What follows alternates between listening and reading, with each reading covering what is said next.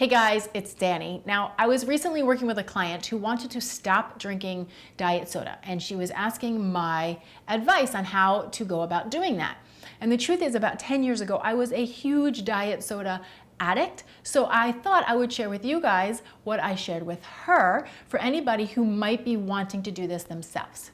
Now, the very first thing I did was I made the decision that I wanted to and I was ready to make a change, right? Because a lot of times we try to change things before we're really ready, and then we just end up working against ourselves. So give yourself the space to come to that place where you are ready to make the change. And then once you make that decision, commit to the process.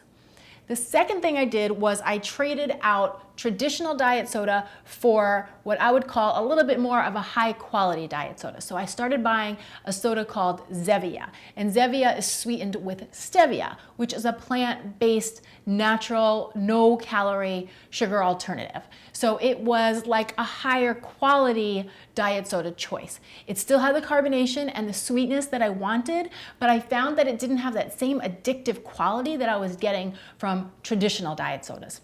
So I drank that for a while, and then when I was ready, I took the next step and I went and I started to buy just seltzer water with some type of juice. So I would buy seltzer with orange juice or some cranberry juice, and I would just pour a little bit of juice into the seltzer. Again, I was getting the carbonation with the sweetener, but it was another step up. It was a more natural option yet again. At the same time, I also stopped buying diet soda to keep in my house. So I wasn't keeping any other diet sodas in my house. I just had to deal with myself that if I wanted a diet soda, I could have one. I just had to want it enough to go out and get it, which by the way is exactly what I still do to this day. And I don't really want them that often, but when I do, that's the way I rock it. And then I took another baby step and I gave up the juice and I swapped it for some lemon and lime. So I'll pour myself a glass of seltzer water and then I'll squeeze some fresh lemon and lime in it.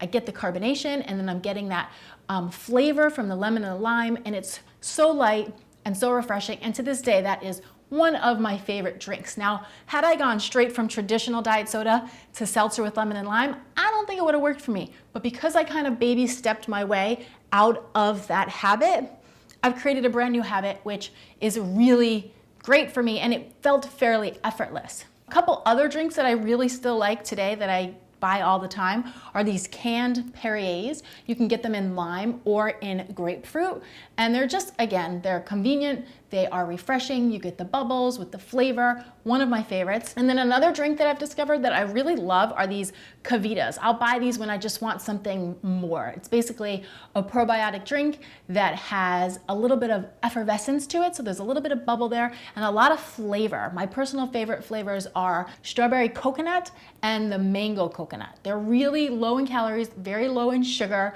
because personally I'm not a big fan of drinking my calories. I'd rather just eat them. So these have also become a couple of my favorite drinks. So I hope that helps a bit. I would love to hear from you guys.